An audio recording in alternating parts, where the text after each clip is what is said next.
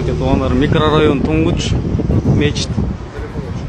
Бул жакта ак фиттеги Honda Fit'ти ачып, бул байкебиз кармап калыптыр. 4-5 машина ачып кен. Мынакей бети. Эч ким тийген жок. Эч ким тийген жок. Урган жокпуз. Мына ачкычтар 5-6 ачкыч. Тек азыр эси мешитке кирип кеткен жумага.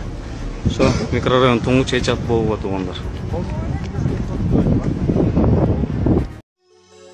Урматтуу Москвадагы мекендештер, сиздерге таза жана оригинал документтер керек болсо, сиздерге Абдуталип мырзаны сунуштайбыз. Алдыңыздарда турган бардык документтерди бат жана таза жасап берет. Регистрация 3 айга, 9 айга, продление 3 айга, 9 айга таза жана ишеничтүү базасына жооп берет.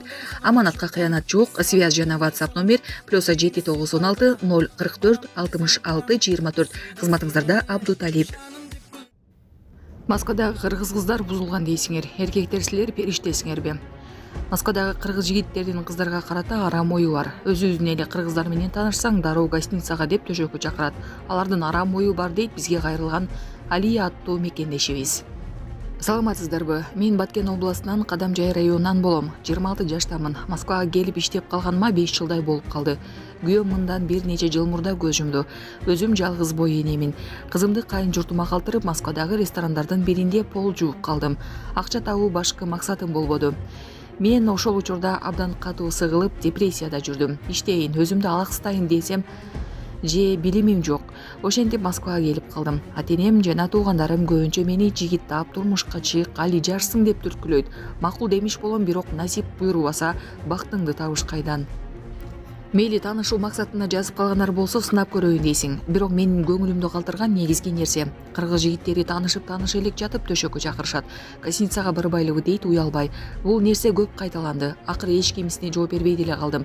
Мен ак нике менен турмушка чыгуу ниетим Москвадан ишке ашпайт окшойт деп төңүлүп калдым. Тагдырга жазганын көрөбүз да. Аллахым ак жолдон адаштырбасын деп тилек кылам. Дагы бир өтө кейиткен нерсе.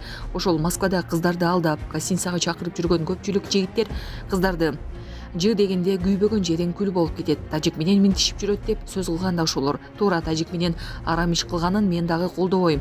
Бирок кыргыз жигиттери силер ошол кыргыздын кыздары менен никесиз арам иш кылганыңар туура болуп калабы?